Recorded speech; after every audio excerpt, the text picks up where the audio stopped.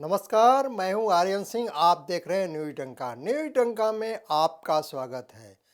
दोस्तों, आज हम बात करेंगे राष्ट्रपति चुनाव और वेटेज का महत्व। जी हां, तो आइए जानते हैं क्या है।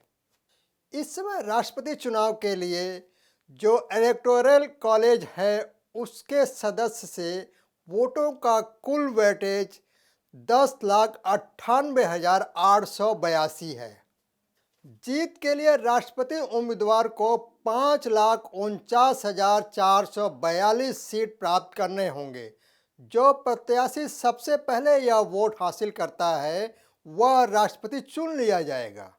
सांसदों के मतों के वेटेज का तरीका कुछ अलग है। सबसे पहले सभी राज्यों की विधानसभाओं के चुने गए सदस्यों के वोटों का वेटेज जोड़ा जाता है। अब इस सामूहिक वेटेज का लोकसभा में चुने गए सांसदों और राज्यसभा की कुल संख्या से भाग दिया जाता है। इस तरह जो अंक मिलता है वह एक सांसद के वोट का वेटेज होता है। अगर इस तरह भाग देने पर शेष 0.5 से ज़्यादा बचता है तो वेटेज में 1 का इजाफा हो जाता है। राष्ट्रपति चुनाव में इलेक्टोरल कॉलेज की भूमिका महत्वपूर्ण होती है। इलेक्टोरल कॉलेज को हिंदी में निर्वाचन मंडल कहा जाता है। इसका गठन राष्ट्रपति व उपराष्ट्रपति चुनाव के लिए किया जाता है। लोकसभा व राज्यसभा के सांसद तथा विभिन्न राज्यों की विधानसभा के विधायक राष्ट्रपति चुनाव से पूर्व गठित होने वाले इस मंडल के सदस्य बनते हैं। ऐसे सभी सदस्य मिलकर मतदान के माध्यम से देश के राष्ट्रपति का चुनाव करते हैं, जो कि जनता द्वारा ही अप्रत्यक्ष रूप से चुना गया माना जाता है। गौरतलब है कि मौजूदा राष्ट्रपति रामनाथ कोविंद का कार्यकाल 24 जुलाई को समाप्त हो रहा है। ऐसे में आपको यह समझने की जरूरत है कि राष्ट्रपति चुनाव की पूरी प्रक्रिया क्या होती है। तो आइए जानते हैं। बता दें कि आने वाले 18 जुलाई को मतदान होगा और 21 जुलाई को नतीजा आएगा। राष्ट्रपति के चुनाव की तारीखों का ऐलान हो चुका है। ऐसे में यह समझना जरूरी है कि राष्ट्रपति का चुनाव आखिर कैसे होता है। तो आइए जानते हैं राष्ट्रपति का चुनाव कैसे किया जाता है। भारत के राष्ट्रपति के लिए चुनाव का आयोजन चुनाव आयोग के द्वारा किया जाता है।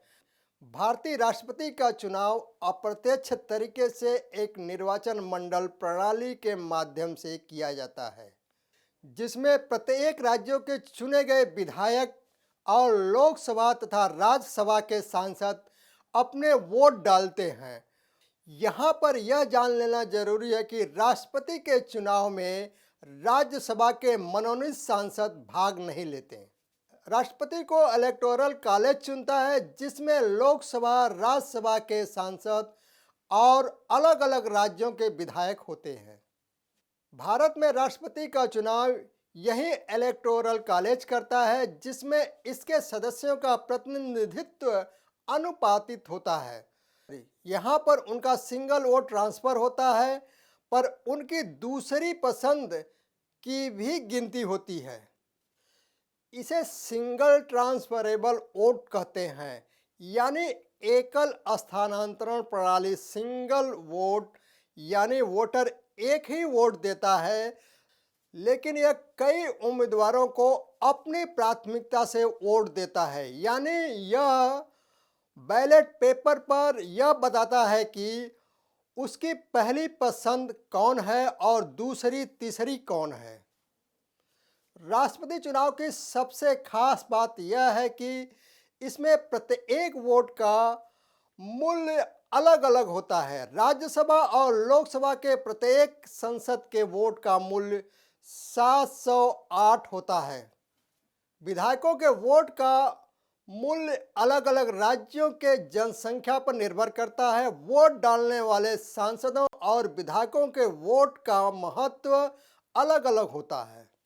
इसे अनुपातित प्रतिनिधित्व व्यवस्था भी कहते हैं। यहाँ यह जानना जरूरी है कि अधिक वोट नहीं, वेटेज से तय होता है नतीजा। जी हाँ, आपको बता दें कि यूपी के एक विधायक के वोट का मूल्य यानी वेटेज 208 होता है। ठीक इसी तरह विभिन्न राज्यों के विधायकों का मूल्य अलग अलग होता है।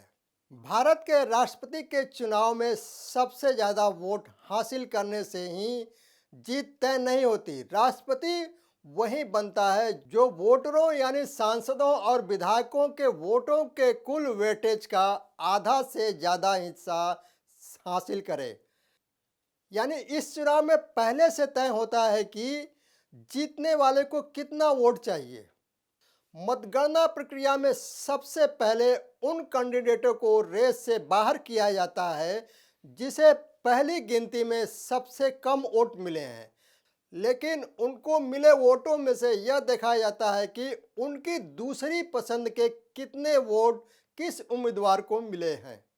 फिर सिर्फ दूसरी पसंद के ये वोट बचे हुए उम्मीदवारों के खाते में ट्रांसफर किए जाते हैं। यदि यह वोट मिल जाने से किसी उम्मीदवार के कुल वोट तय संख्या तक पहुंच जाते हैं तो वह उम्मीदवार विजयी माना जाता है। अन्यथा दूसरे दौर में सबसे कम वोट पाने वाला रेस से बाहर हो जाएगा और यह प्रक्रिया फिर से दोहराई जाएगी। इस तरह वोटर का सिंगल वोट ही ट्रांसफर होता है। भारतीय गणराज्य की शासन व्यवस्था को सही से चलाने में राष्ट्रपति की बेहद ही अहम और महत्वपूर्ण भूमिका होती है। राष्ट्रपति को देश का प्रथम नागरिक भी कहा जाता है। भारतीय शासन व्यवस्था को राष्ट्रपति के नाम से ही प्रधानमंत्री द्वारा संचालित किया जाता है।